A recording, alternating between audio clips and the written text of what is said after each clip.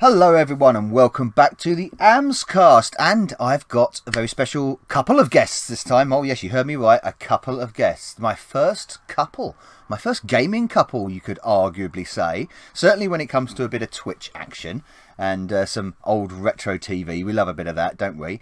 So please everyone welcome Mikey and Janie. How are you guys doing? Hi guys, yeah, Hello. we're good. Hey Nova. Hi mate. How's life treating you at the moment? Right at this moment in time, we just want the child to go to sleep. Yeah, little girl. That's all. You know, I think it's become like tiny little steps. Just take each day as it comes and just get through that simple task. And at the moment, the task is get the child go to sleep. Yeah, get the kid to bed and get RuPaul's Drag Race on. That's pretty much our Oh my objective every evening, Chris. That's what it's become, you know.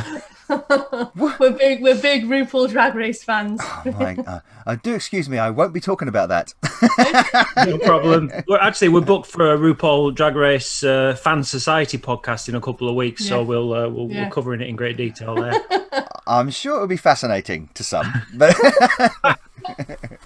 so, talking about TV, that's a great way to kick us off, actually, because you are both involved in the entertainment industry, isn't it? And that's where your careers are, from my understanding. Well, do me first if you want. Yeah, I mean, start at the beginning. I mean, that's where we kind of. That's where we met. We met at drama school in our training, which is like a 2-year course that you do, and it was in London, and me and Jane met there. But we went off and did different things. Then Jane stuck with like the acting side of things and teaching, and I do more presentery stuff normally. Well, I do anything really I can, you know, as you do. But yeah, that's how we met initially. But I went off and did quite a bit of television to begin with, and then I cut it back because I was doing, you know, like shopping channels and phone-in shows and stuff like that. Yes. The Price Drop TV, was it? Is that one of them? Yes. Speed Auction TV, Bid Up TV. I've done 3 different quiz call type things, all on like Sky numbers that are in like triple figures. And then I ended up from that being booked for Pantos, and then from that doing children's shows. Yeah. And we've done a couple of children's shows together. Yeah, we've been lucky enough to do a few, mainly children's stuff together. Yeah, like touring shows.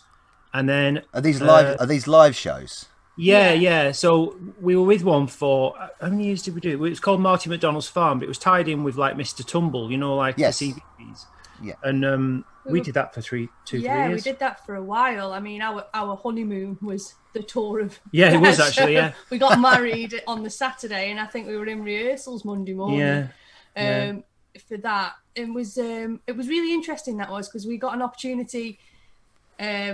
And it really evolved for us with puppets. We love puppets and puppet and we do. That's why we're puppeteering. So that's why I'm really into like Labyrinth and films like that, because I've always been into puppetry and ended up doing some puppeteering. And then sort of off to the side, I kept getting booked for like panel show type things. You did, and that branched into doing a bit of radio, and then that branched into doing warm up, which branched into doing just pretty much anything really. So whenever I go on a program now, they bill me as broadcaster, and they do that because if they put comedian, it sets the expectation too high. So a little trick when you do something, if you're a pundit or a contributor, they put broadcaster because they don't want people to think, well, he ain't funny, is he? Thought he was supposed to be funny, mate. Oh, says comedian there. You should have put dickhead. You know. It's not like the TV industry to twist words or anything, is it? No. Oh well, this is the funny thing is that like you find out when you do these jobs, it's just all thrown together, you know, like last minute sort of thing. But I've been lucky, but it all I had quite a good little schedule going, and then with everything that happened, which we won't talk about, you know, but with everything that happened last year, we then had to just like, it all got everything in my diary got cancelled, didn't it, within the space of 2 days? Yeah. And so we just had to like sort of build from there. But we've actually ended up building quite a decent alternative, you know. Yeah, well, we'll talk about that. I believe that's you're referring to Twitch, I'm assuming. Yeah, Twitch, and also, you know, a lot of my jobs that I was doing, there's no online shows and things that you can perform in. Yeah. And so yeah, pretty much all, yeah, like you say, taking it all online, and there's Twitch as well, which I'm sure we'll talk about. Yeah. So your career, Mikey, then did you go straight into the sort of like the TV shopping stuff, or was that kind of your first gig, as it were? Yeah, it was. Yeah, absolutely. I just saw an advert for it, and I thought, I thought it'd be fun to send a video in, because what you had to do is film yourself in your kitchen, like selling something from your kitchen, dressed, hopefully. Yes. Well, what did I sell? I'm trying to think. I think maybe it was a blender. So I just set up the camera and just sold a blender for 5 minutes and sent it into them. And they bought it, as it were. Pull back. Yeah, and that was that. You then had to go through like more rounds of auditioning where they tried to make it hard for you. So you'd be selling a blender like as part of a screen test. And then in your ear, they'd say, "Oh, that blender's not available anymore. You need to sell this." And then they'd bring in something random. Yeah.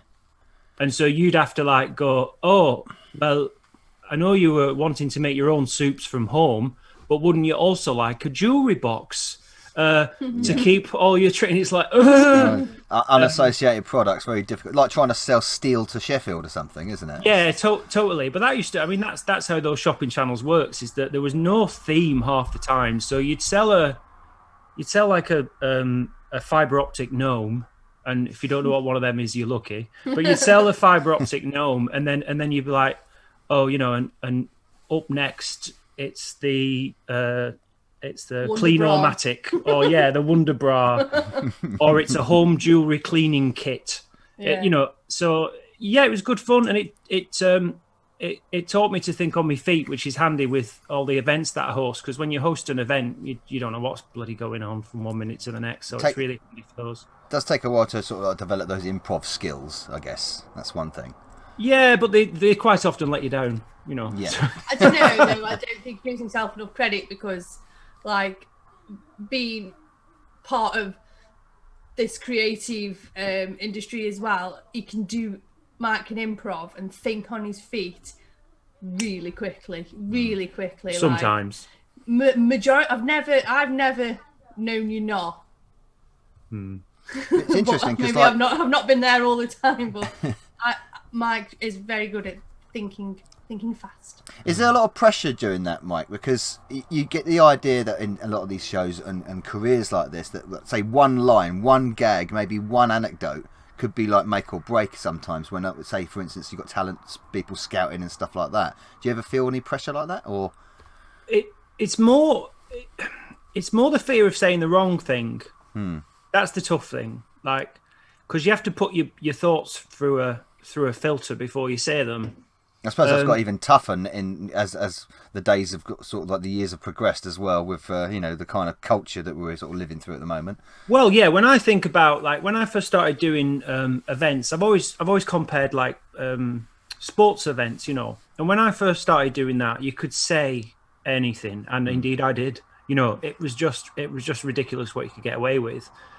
And I think by the time, if you look at the last job I did before everything sort of shut down, which was a regular kind of panel show for Talk. James Whale, wasn't it? Say again. It was James Whale, wasn't it?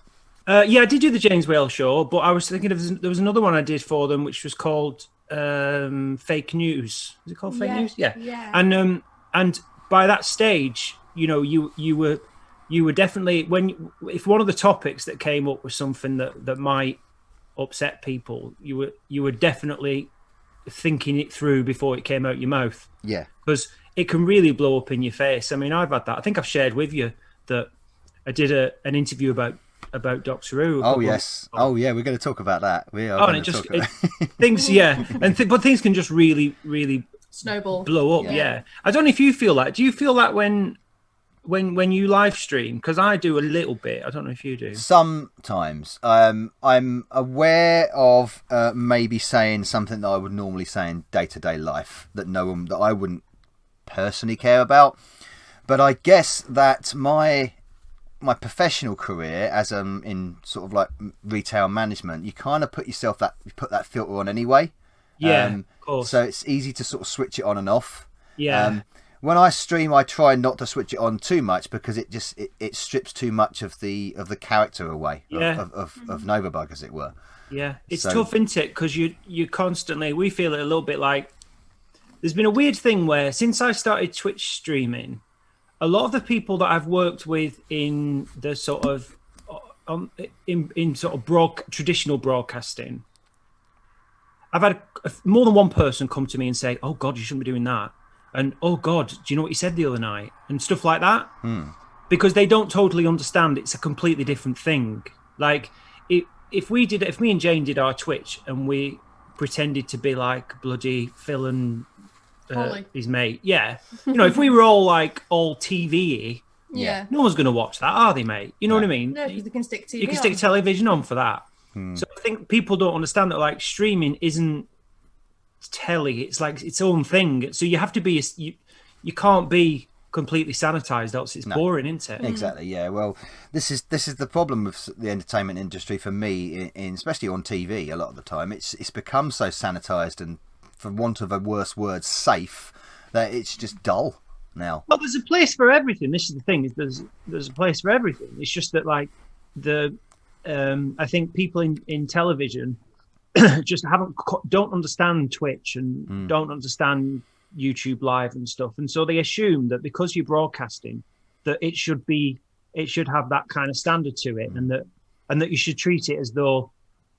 like you would with a telly job, like it's an extended job interview or whatever. Yeah. But we certainly don't see Twitch as our stepping stone to anything bigger. No. It's like Twitch for us is like, okay, that's when you don't have to put on an act, you don't have to try and be funny. Yeah, no, you don't have to. You've hit the nail on the head. Twitch is for us. Yes. Yeah. Yes. It's for us. It's not to. But even then though, with all these sort of social pressures from certain groups being put on the big media, even platforms like Twitch, but certainly YouTube has been compromised by this, and it does restrict what you still can do. Yeah, something else will pop up though. As things often do, something else will pop up. A changing of the guard. Absolutely. And so. me and Jane ended up randomly doing a Zoom last night with some of our regulars off Twitch, and basically just doing it like it was on Twitch. Yes. But the difference is they can talk to us, and it was just spare of the moment. We thought, we'll try this, and we got about 10 of our regulars in on Zoom, and it was really nice to be able to watch a program with them, and one of them have and go, oh yeah, I like this, like like a conversation. And I thought to myself, bloody hell, there's so many different ways of skinning a cat here. There's so many different ways of building a community and doing stuff. And we did. As soon as we finished, I said to Jane, we should do this as a kind of a sub or a Patreon perk where like, so a guest list of people can come in and sit and watch something with us with no worries about bloody copyright police, and all that, and actually have a chat with us. And it just reminded me that when one platform goes, something else pops up, I do, because I do a similar thing when I for my patrons and other guests as well. They call it the after party after my stream. But that's just us waffling, chewing the cud, and saying what the hell we like. And it's nice to get real people's personalities out that way.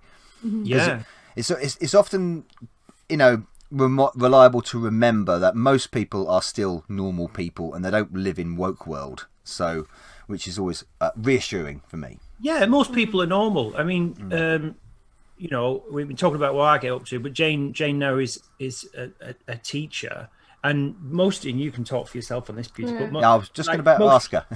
Oh yeah, well, just about all the stuff that we hear about. Kids are all woke and all this. It's just not true, is it? No. They're just normal. No, that's a narrative. It's a narrative that's been pushed out there, isn't it, by the press and stuff. So.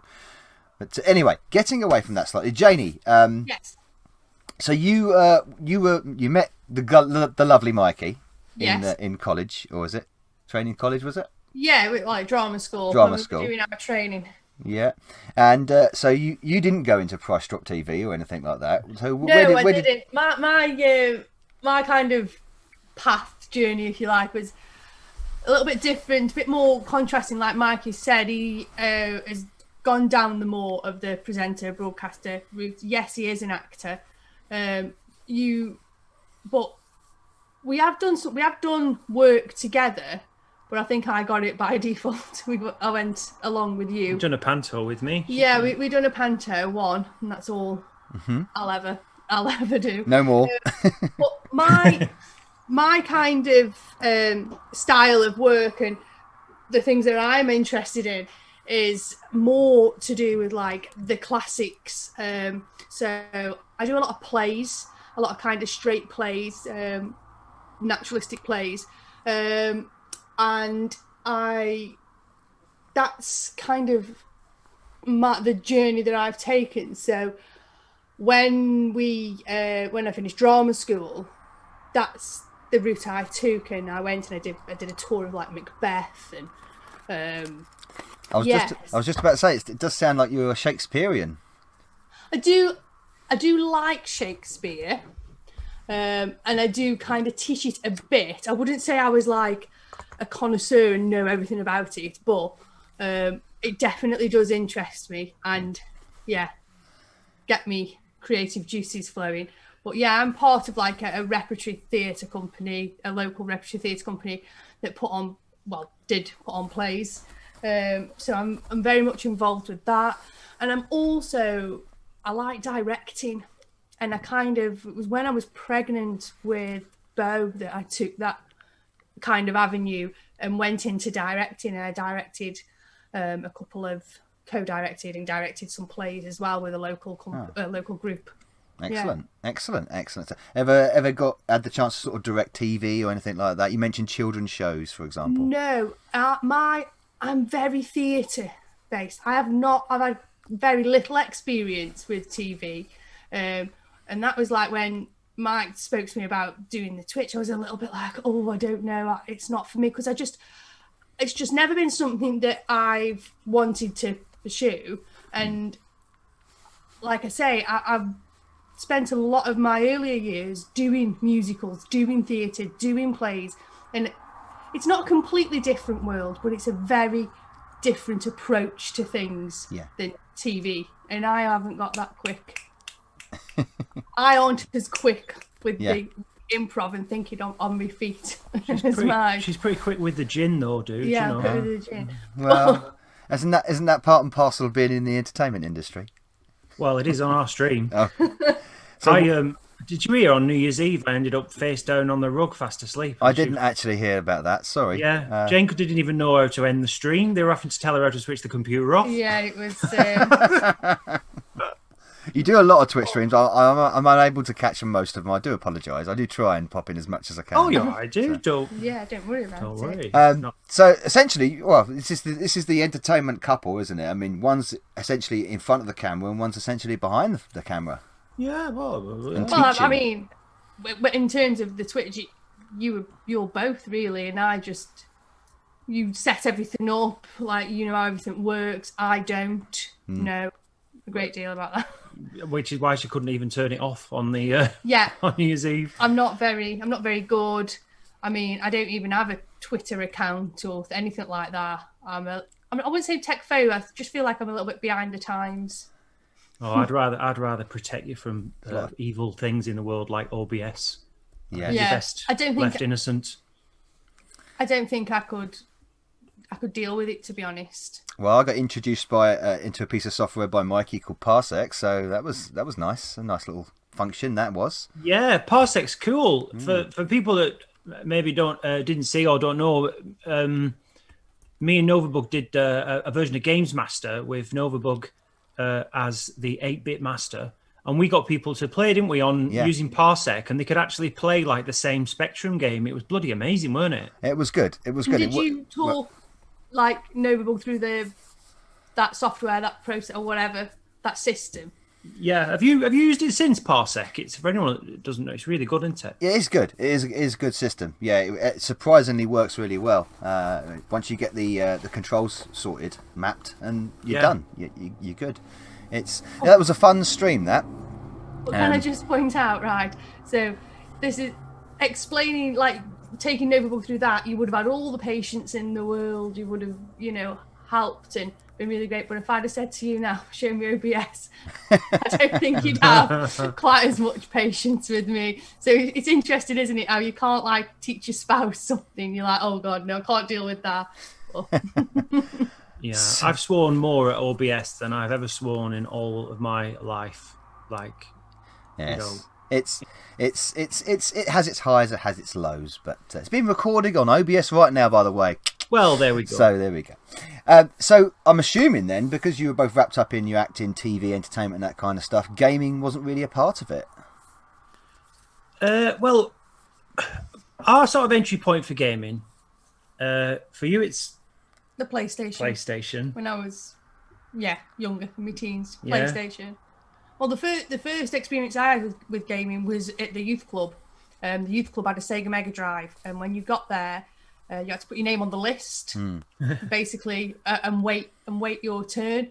And I used to do that, but my dad used to run the youth club, and I used to treasure the time where everybody had left, and my dad had to kind of clean up and put stuff away, and I used to sit there with nobody over my shoulder and play Sonic.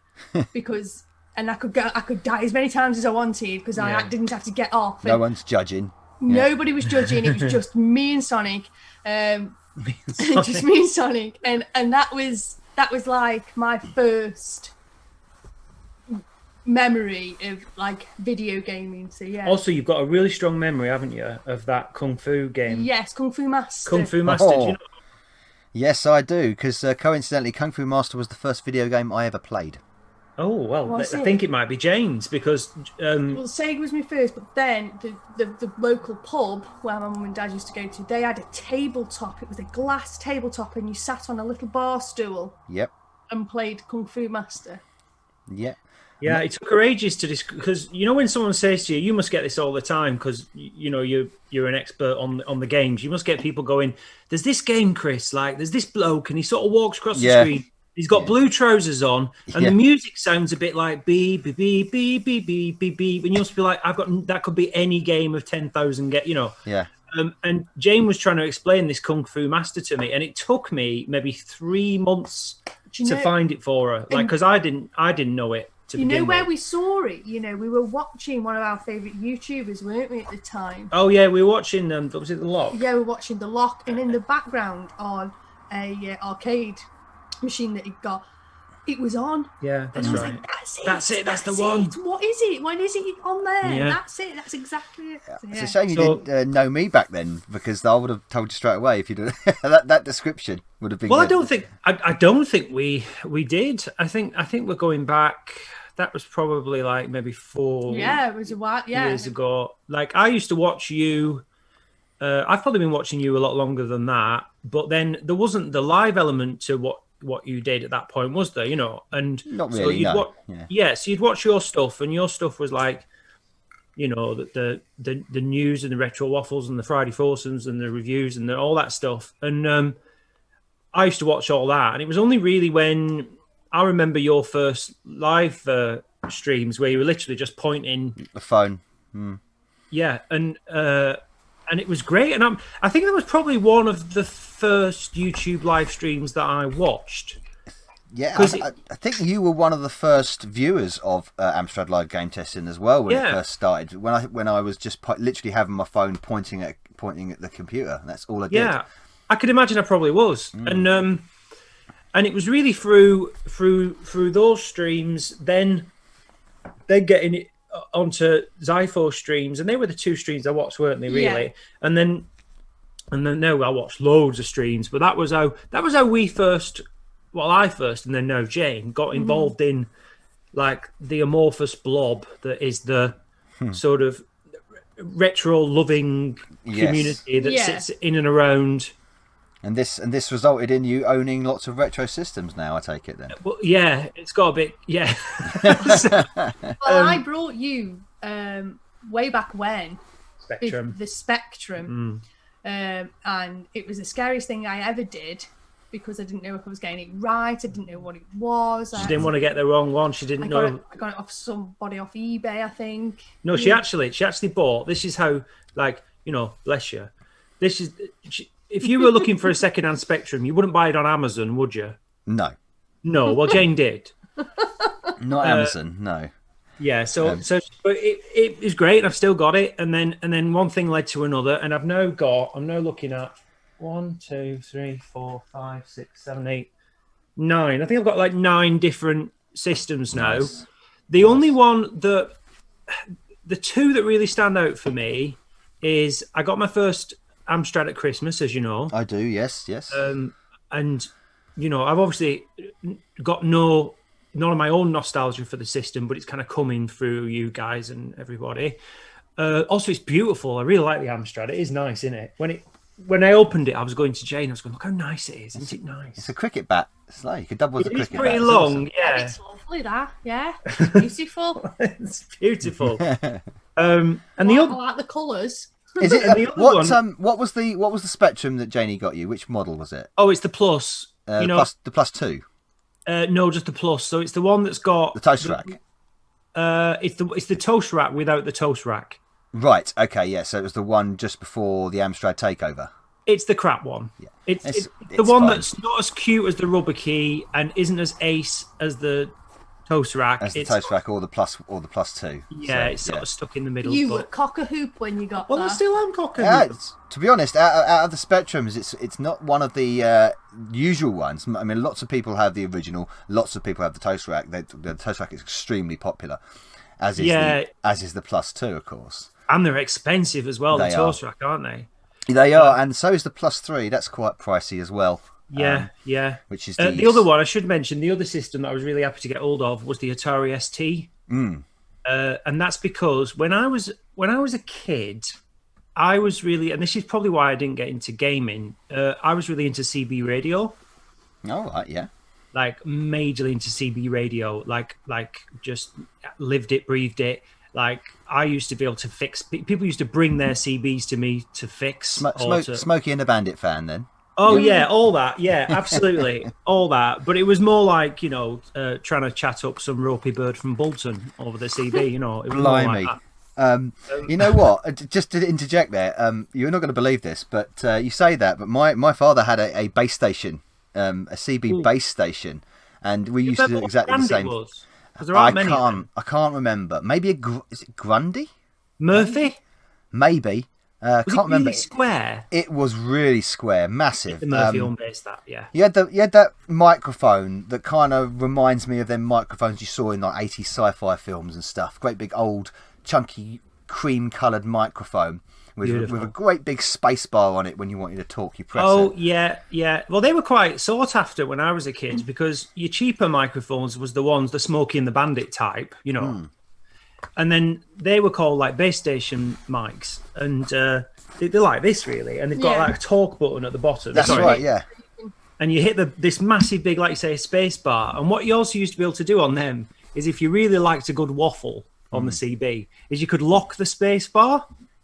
Yes. So you move this little switch across and leave it on. And I used to play music over the CB. That was very shunned, but I used to play music over the CB, do my own radio show. But looking back, oh my word! I can't believe you said that. I used to do the same thing. Well, there you go. You see, we had a reel-to-reel tape player as well, and on that it was a massive reel-to-reel tape player, and me and my brother used to take the CB radio and not have it switched on, but pretend to record a radio station onto the reel-to-reel player. That's incredible. That's amazing. Carry on. Yeah. Sorry. I even I was even so I don't know what the word is, but like so up into all this and up my own arse that I even started my own TV station, right? and this was achieved by those like video senders you used to be able to buy. Where you could have your video player downstairs, right? And you plug one of these things in, but you could receive it on a television upstairs because it sort of sent a VHF signal, but to a very limited range. Primitive Wi-Fi.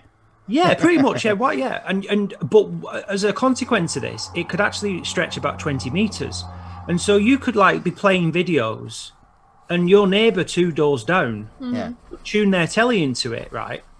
So I posted little notes through the door and said, my TV show is starting on Wednesday. You'll have to retune your set. I'll be playing one of my spitting image videos, followed by a talk from me about CB radio.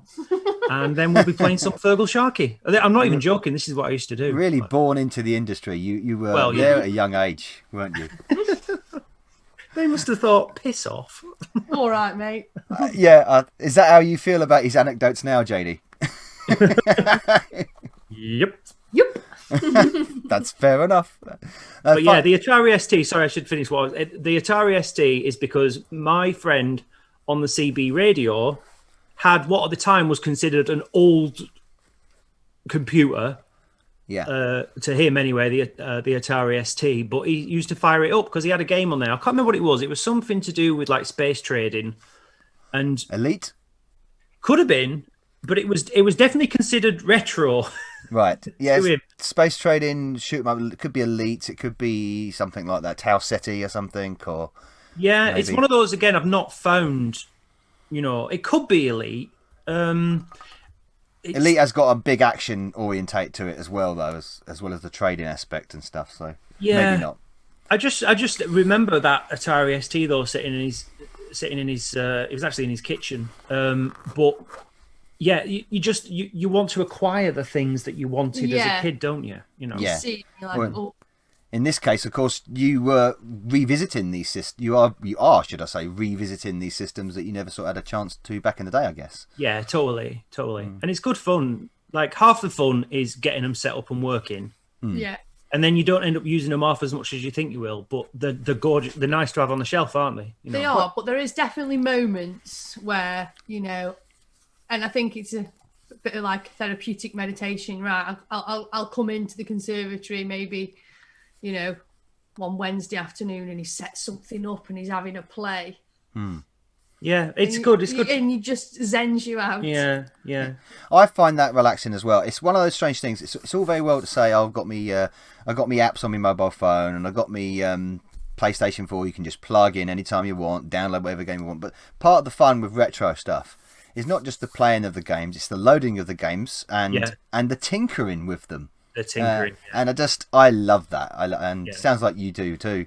I do. I like the feeling of accomplishment when you get something to piss in work. You love a faff, don't you? I like a faff. Having a faff. I finally managed to get the house wired up in the way I want it to be. We've now got it. So we've got a video player here that we use on our streams, and when I put something into that video player now, it'll play on our Philips CRT. It will play on our capture card, and it will also play on our big television in the front room, all simultaneously. And you're watching this knackered old video coming in on, particularly our big like 4K telly. But I know it's proper bloke stuff, but it did not. It's a real feeling of achievement.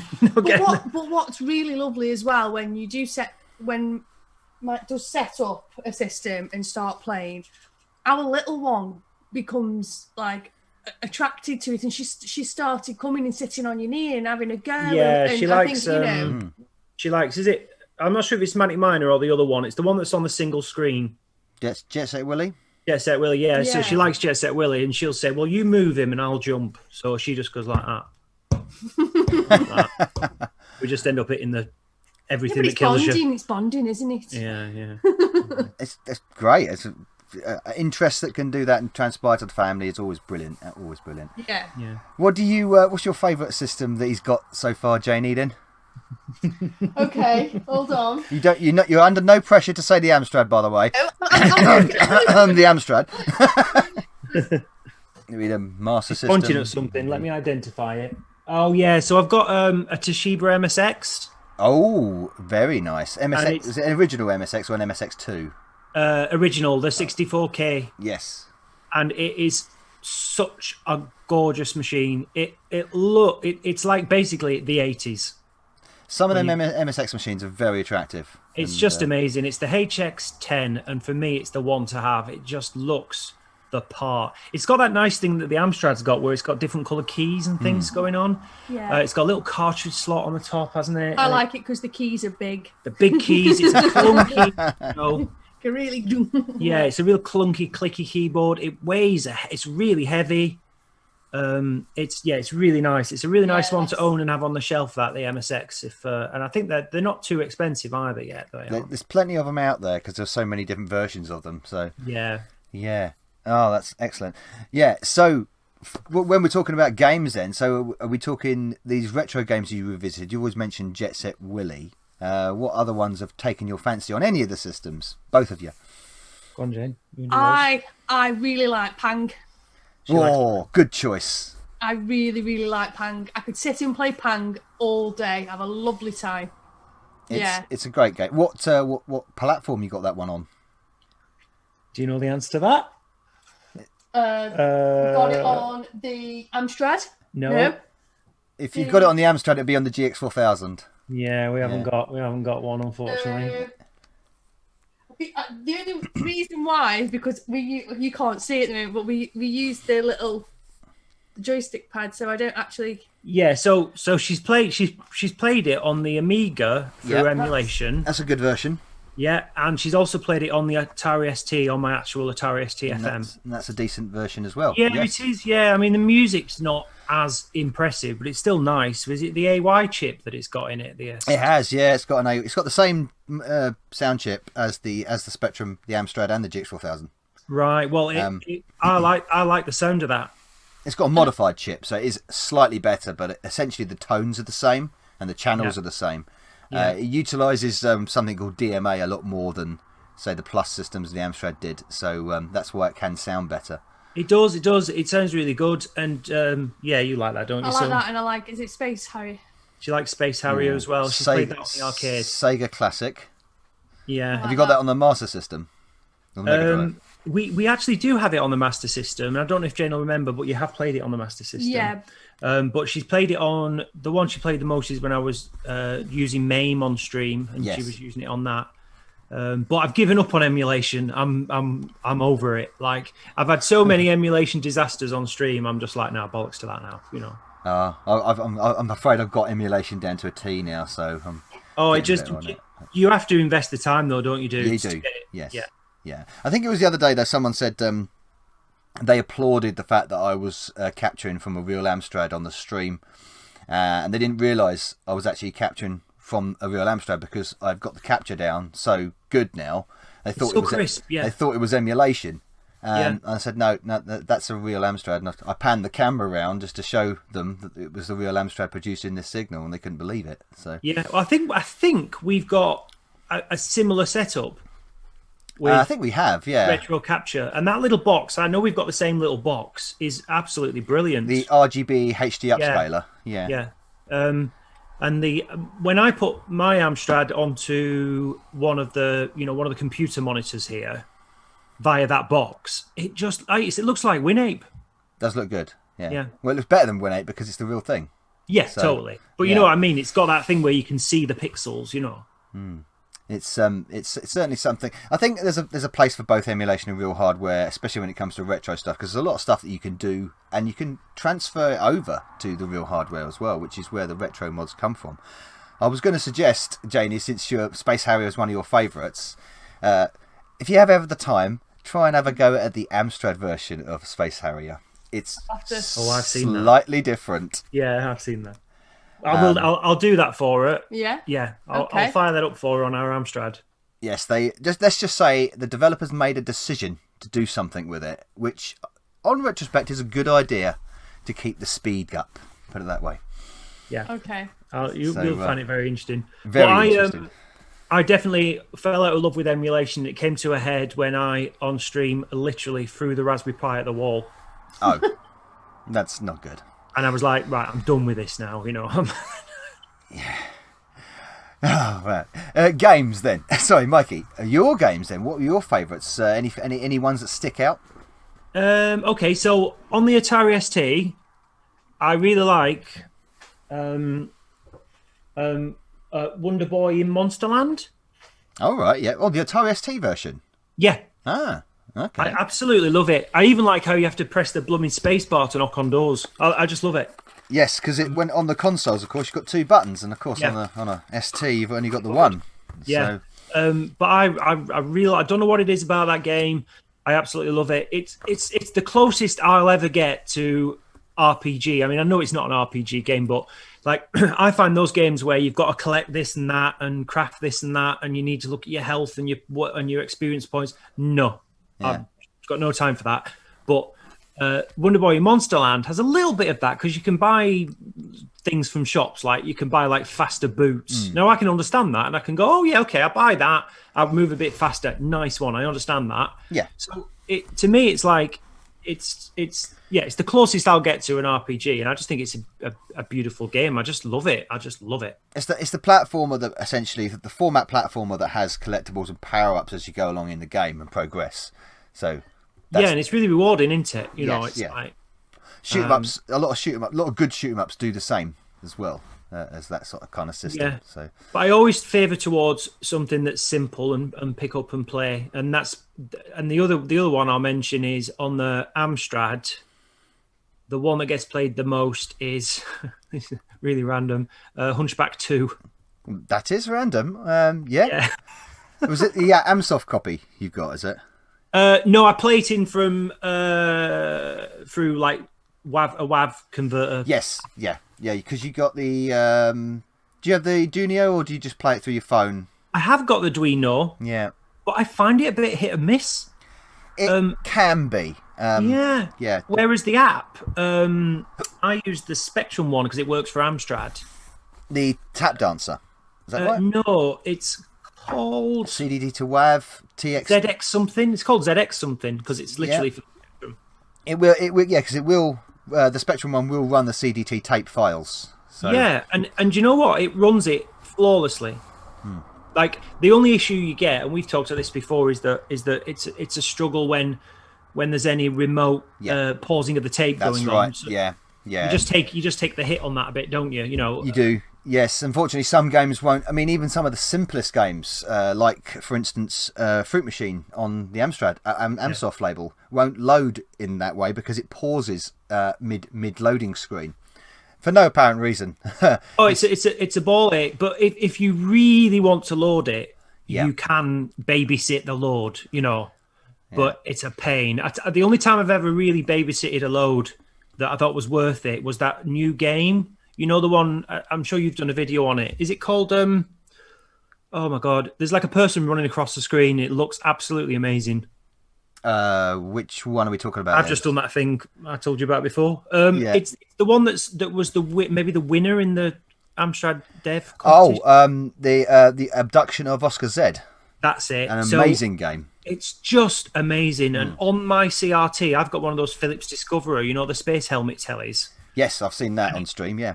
Dude, it just looks amazing on there. It is a proper feat of coding, that. Really, it's incredible. Beautiful. It could easily be on the Amiga. Oh, it could easily be on the Master System. I mean, that game would not be replicated by the NES, put it that way.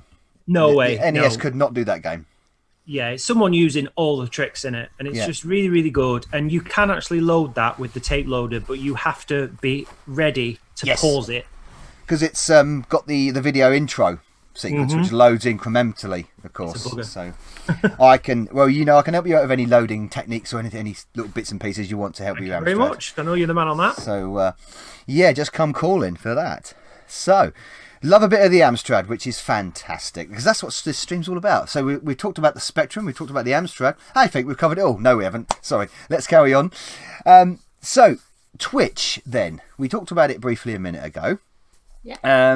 Now, am I believing correct that you started doing the retro gaming on Twitch first and then progressed to the retro game shows? Yeah, pretty much. That's what happened, yeah. Yeah, that's exactly what happened. Actually, are we coming up for like 12 months? No, we started in April. Oh, we started in April, okay. Well, we are kind of coming up. I suppose so, yeah. When we started, the whole, the gimmick of the channel was Jane's not played any of this. Yes. So I'll show her a game and we'll see her first reaction. That was the gimmick of the channel to begin with. Now that may I say, that may have opened you up to a bit of criticism, just by having that idea. Because these people might have gone, "Oh, it's a bloke talking to a woman down about computer games," but obviously that wasn't the point at all. Well, and also, as we often say, we're quite a traditional family. We are, and I openly admit that I didn't know half of these systems prior, and I know that Mike is interested, but that's his thing, crack on, that's his hobby, yeah. And then when he suggested, okay, you come and play these games, and I'm like, but I can't play, and I do. Before this, I've sat with Mike and I've watched yourself, Kim Justice, Zai, and but everyone's really good at playing games, and I'm not going to be good. I'm just going to keep dying over and over and over again. Yeah. So that's going to be really boring for people. And he was like, "No, that's trust, what I like. Trust me." So, and also, in any pairing, there's going to be something that one of them's good at, and one of them isn't. Yeah. And like, there's loads of stuff where I go to Jane and go, "Oh, I've got no idea how to do this. Can you help me?" You know. So there's always going to be things you're into, and I just thought, I was probably wrong, but it got us going. But I just thought we needed a gimmick to set us apart, and that's what just came to mind. Is Jane doesn't know much about retro gaming. I know slightly more than Jane, probably not that much as compared to like yourselves, but that was our gimmick. But we just quickly, I wouldn't say outgrew it, but other things just took over, and as soon as we started doing the watch-alongs, we suddenly realised that we had something that we both had a shared, genuine enthusiasm for, which is nice. But also at the time, we were pretty much the only people watching those types of shows. So we would watch anything, and we'd never turn anything off. That's what we've always said is, even if something is dead boring, we'll still leave it on, Yeah, I've got to see it through. Because we always wanted it to be more. We wanted it to be more in real time, which is why we put the adverts in, so it feels like a night in front of the telly is the idea. Yes, and of course the chemistry between you two comes through as well.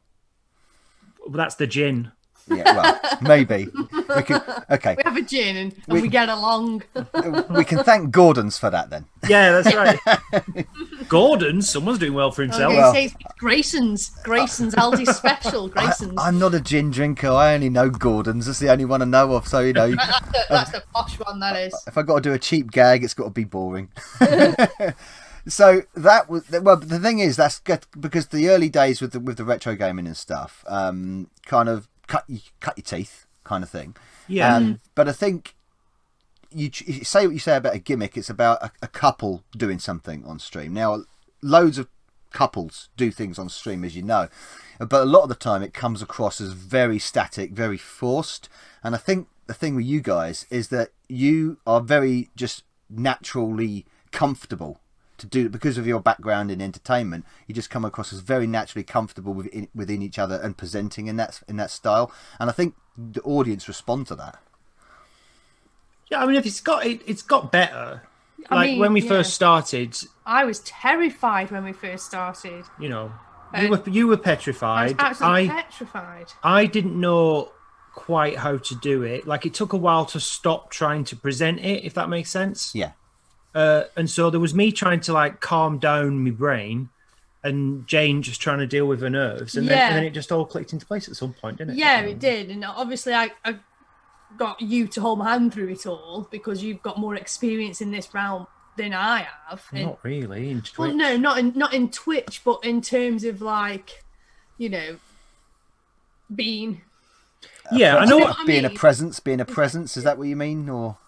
Well, I just know what to do when things start going wrong. Yeah. Press the off button. It's that magic end stream button, isn't it? And reach for another glass. What I'm getting at is that, I do very much feel that it can be my safety net, but in the same sense that I can be his as well.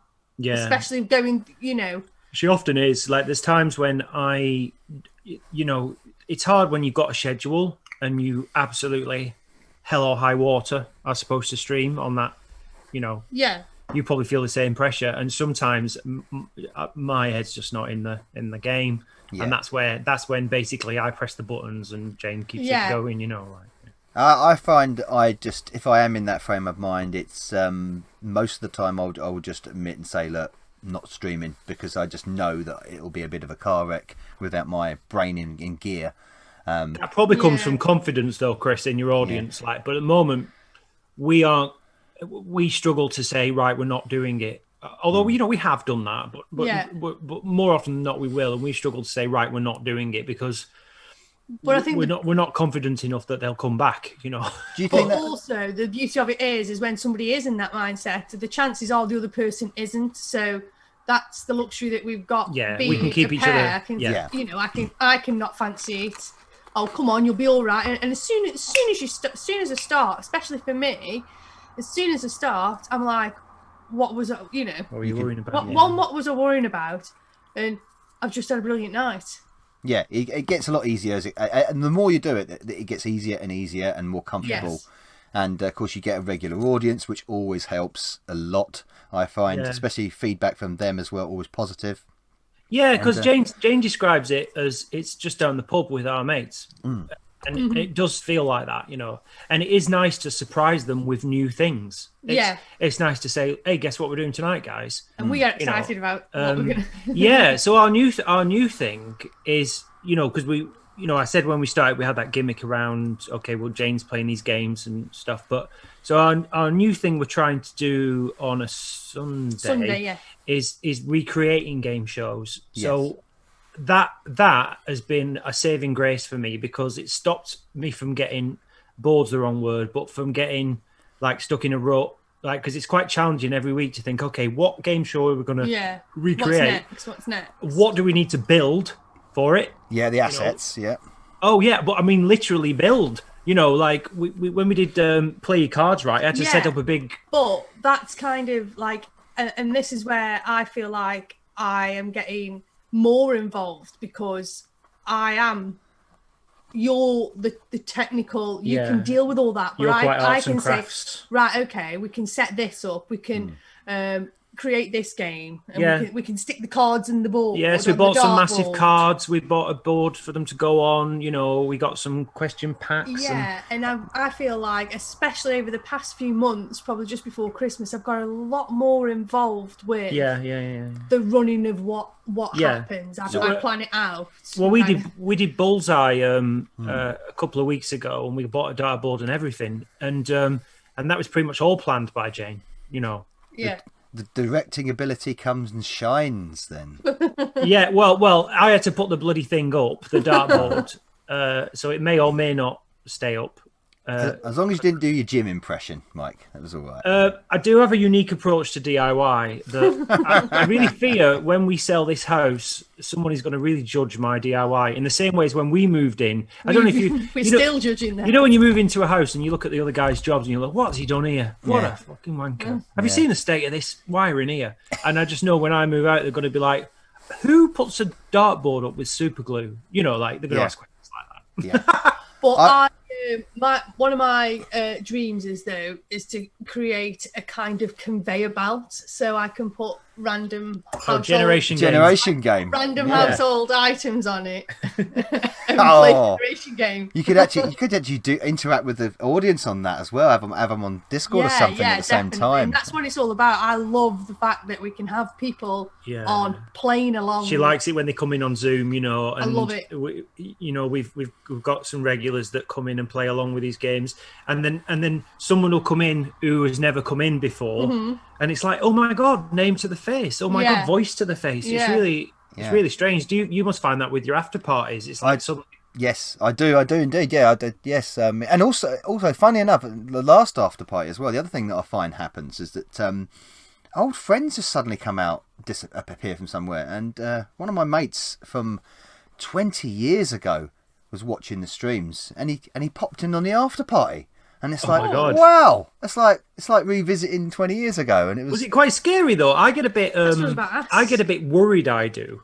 Same here. When people turn up who are sort of, I don't know if you'd call them. I wouldn't even call them in real life just acquaintances. They're just people you've got a bit of history with, and it's like someone walks over your grave a bit. Do you know what I mean? Not really. I was quite comfortable with it actually.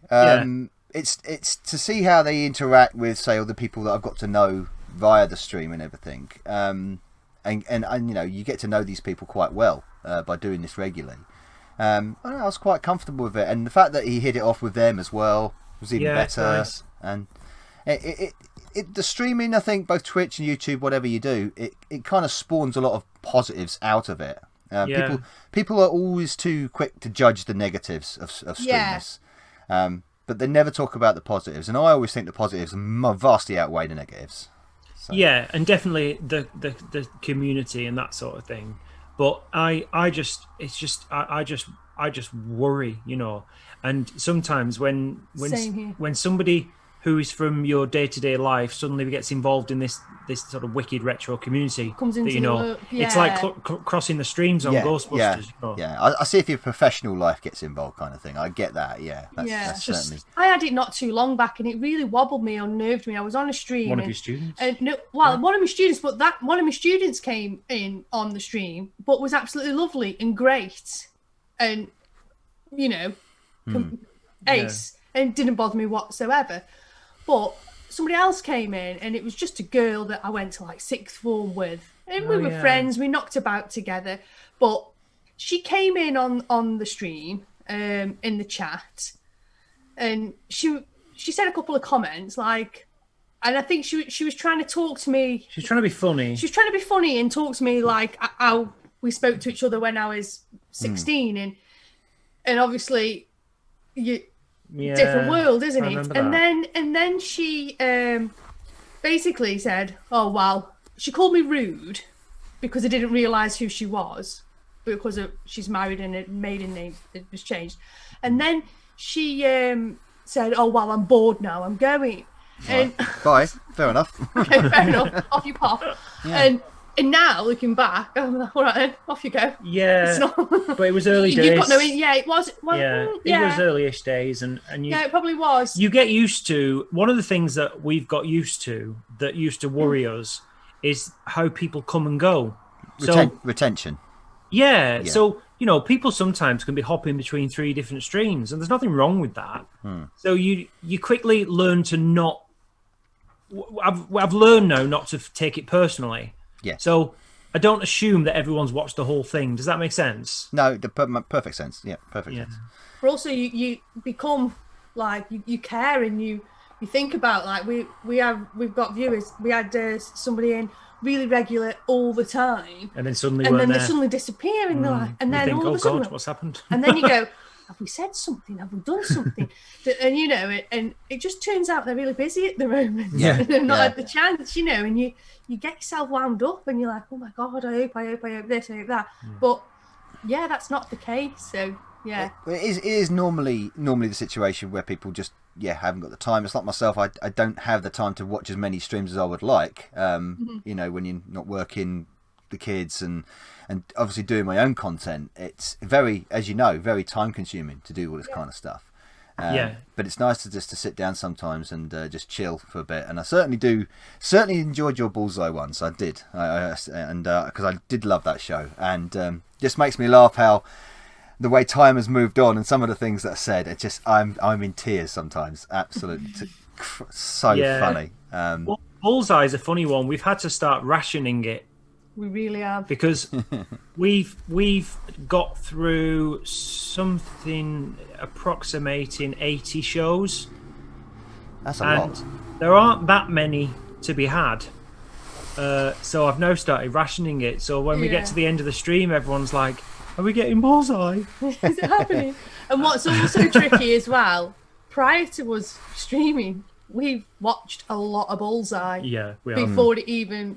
Before we even started streaming, so it's a bit like, seen this one? No, we've seen this one, but they haven't seen this one. You know, and it's like thinking, oh, we have seen this one, yeah. Well, I must admit that idea was, I love that idea of doing that, the watch along idea, so much so that I've nicked it. So to focus on one show that I thought would it doesn't get a lot of exposure. You're doing Robot Wars, aren't you? I am now doing a Robot Wars watch along. Yeah, I think that really suits you. I think it really suits you. Me too. Me too. So it's a show I adored back in the day, and I've been watching the new BattleBots series as well.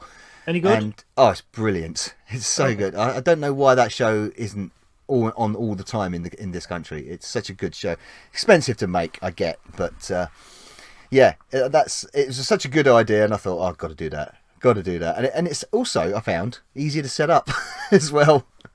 So yeah, the only issues you'll ever have with trying to watch something and talk about it is either delay of something in the pipeline, or echo of something in the pipeline. And as long as you listen on your headphones, you can pretty much cancel both of those problems out. So once you've set it up, you're ready to roll. And especially if you're going to stick with the same program, you haven't got the worries of like keeping a log of your archive of what you've used, what you've not used, all that stuff. You can just work your way through them, can't you? Exactly. Yeah. I've downloaded them and all ready to go. But funnily enough, I actually deal with the latency thing, as to what you refer to, I think, when it comes to delay. There is that with the streaming. What I've had to do is adjust my performance or reactions to the games. Because when I'm doing the capture, as you know, there is a 2 to 3 second delay as it goes into the stream. So I can sometimes, you'll catch me doing it sometimes. I'll react to something that's happened on the load, and then 2 seconds later it will happen. So there's multiple issues, but it's something to live with, I guess. Yeah, and I find with OBS like you think you'll suss something out, and then you realise you haven't. And you've got to change your plan, and you learn on your feet. Yeah, and all this stuff gets better with every update, So, I mean, you just get used to it, don't you? You get used to the weirdness and the quirks of streaming. You just get used to it, don't you? Yeah, and again, all the emotional stuff, the worrying about guests and stuff and things like that. It all becomes a lot easier the more and more you do it. So, definitely. Be looking forward to more of your streams, hopefully when I catch them. So what other joys have we got to sort of like look forward to on the Mikey and Janie channel? So for us at the moment, it's just about being clearer about what we do on different days. Yes. And so we've locked that in now. So Sunday nights is watching game shows and recreating game shows with trying to recreate viewers. game shows in our conservatory. Yep. Can't wait for the Wheel of Fortune one. Yeah, we've done Wheel of Fortune. Yes. Wheel of Linda. The Wheel of Linda. We've done Bullseye. We've done Play Cards Right. We've done like Family Fortunes would be a good one. Family Fortunes would be a good one. Yeah. Remember the board game? And about how we go about it, haven't we? There's different ways of skinning a cat. Sometimes what we'll do is we'll use the DVD game, or sometimes I'll do it graphically, or sometimes we'll make the thing or whatever. Yeah. But that's our Sunday thing, so that keeps us on our toes. Tuesdays, we do either, it's Telly Tuesday, so we do either we'll watch something from a VHS tape, or we'll watch something from a DVD or play a DVD game, and then we'll do random telly. So we've done a couple of weeks now where I've ordered some VHS tapes from eBay, and we've just played them out. Also, I ordered a children's... Yeah, we did a children's VHS tape. That was great to watch. We did the children's VHS tape. That was a really good stream. And then we did Spitting Image as well. Yeah, so stuff off tape, basically. Classics. And then Saturday, which is our new one, which is only a couple of hours, starts at 8. That is provisionally it's Gogglebox, but it's like Gogglebox 1985 or Gogglebox 1982. Yeah. And the idea there is that we pick a year in the 80s, and we go through the day of that year from news morning, from TV all the way through. Yeah, and we sit on the sofa as well. So we have the camera rigged up in the front room, and we're on the sofa watching it. Yeah, so it's a different setup. Like say, it is new, isn't it? That would be a tricky one for me to catch because unfortunately I'm setting up at that point when it's watching. So hopefully I'll be able to catch one. That sounds good. That does.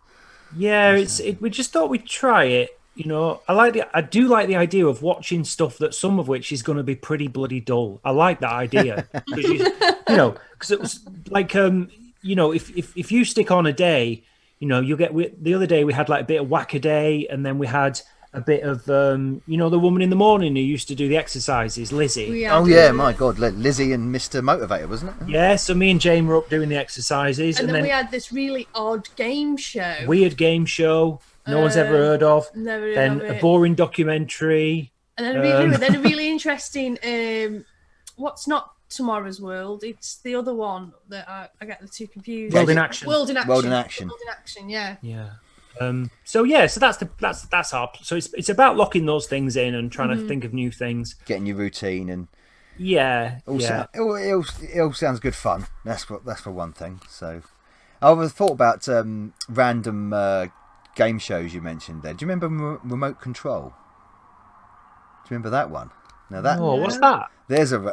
You can have a look for it. Remote Control. It was a very random. I think it was Channel 4. I want to say, but it was a very strange young person's sort of game show where they would sit in seats and they would get ejected out of their seats when they get eliminated from the contest. In different ways. Some of them would fall back through the set. One of them would shoot off on a track somewhere. It was all very bizarre. But, is it like a kids show? Like sort of? No, it's adults. It's for adults. And I think I can't remember who hosted it. I want to say the guy that did In Bed With Me Dinner. Oh yeah, Bob Mills. Yeah, I want to say Bob Mills did it, but I'm not 100% sure on that. Now it's funny you should mention In Bed With Me Dinner because it's fair to say that a lot of what we're doing now, that's what I've got in mind. Yeah. Yeah, because that was his style kind of thing, wasn't it? Yeah. For those that don't know, In Bed With Me Dinner was groundbreaking show, really, because it was basically him watching television. Yeah. But what he'd do is he would pick some crap documentary from 20 years hence and rip the shit out of it for half an hour. 70s shows and 60s shows. Yeah. And it was like a late night program. And when we sort of started to sort of move in this direction, I definitely use that as a reference point because a producer friend of mine, Chuck, who works at Talk and therefore has contact with Bob Mills, he loves that show as well. So that's one of Chuck's like reference points. So it's kind of always been in the ether for me of why doesn't someone do this? And I know that like Harry Hill does it, but that's completely different. That's like a sketch show, really. It's based off his comic sort of presentation, isn't it? Really? Totally. Whereas what Bob did was he just kind of his reactions were what anyone's reaction would be to some of this stuff.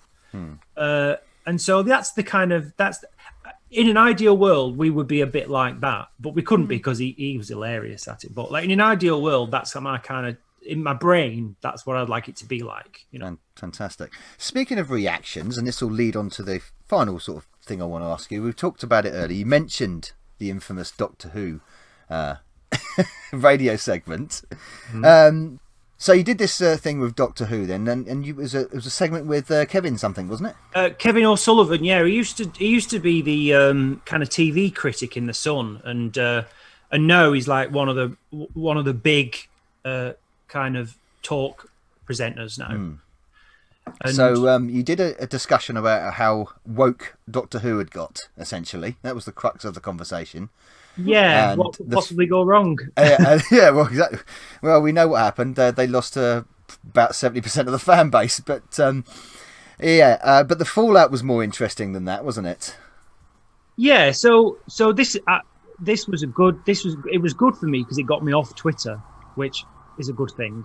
Yes. So the reason I got involved with, and I've been on a few times talking about Doctor Who, and it's because I, for a good couple of years, used to host the screenings of Christmas episodes. Yes.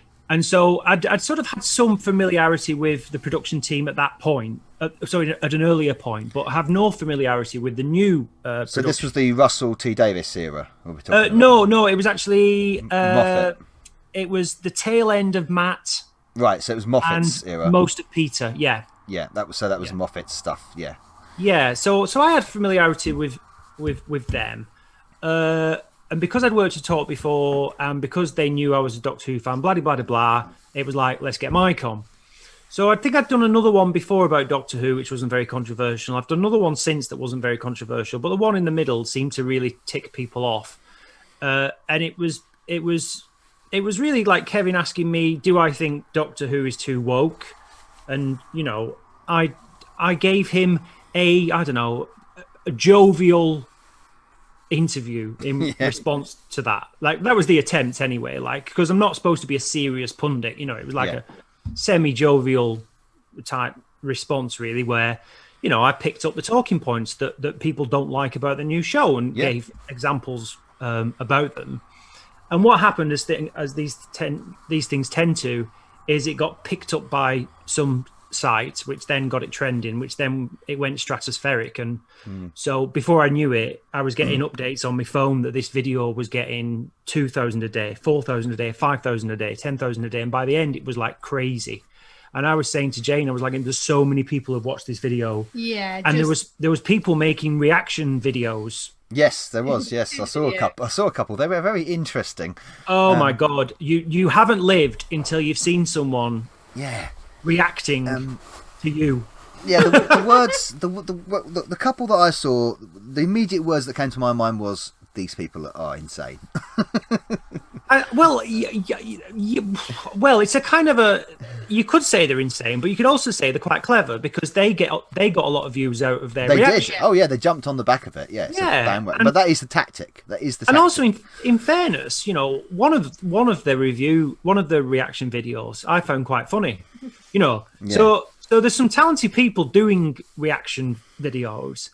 There's one particular guy, I won't say who, but there's one particular guy I thought, yeah, that's fair enough, you know, because he was basically insinuating that I hadn't done my research and had just come in to, you know, to just sort of just fill 20 minutes. And that's exactly what happened. You know, like, he was perfectly correct in that. Yeah, you know, it is exactly what happened, Yeah, it's not like just because that interview and its content really matters to somebody. Yes. Doesn't mean that everything in it has to be 100% researched, factually accurate, fact-checked, blah, blah, blah, blah, blah. Well, there was a couple of things that Kevin said in it that I was like, no, you're wrong there, because I'm obviously former Doctor Who fan myself as well. Yeah. So, because I don't know whether you watched it, but I watched quite a lot of Nerderotic, and now he's a real specialist in Doctor Who.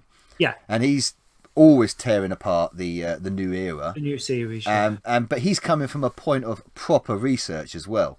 Yeah, so, and to be fair, if you look at the classic series, I definitely am an expert on that.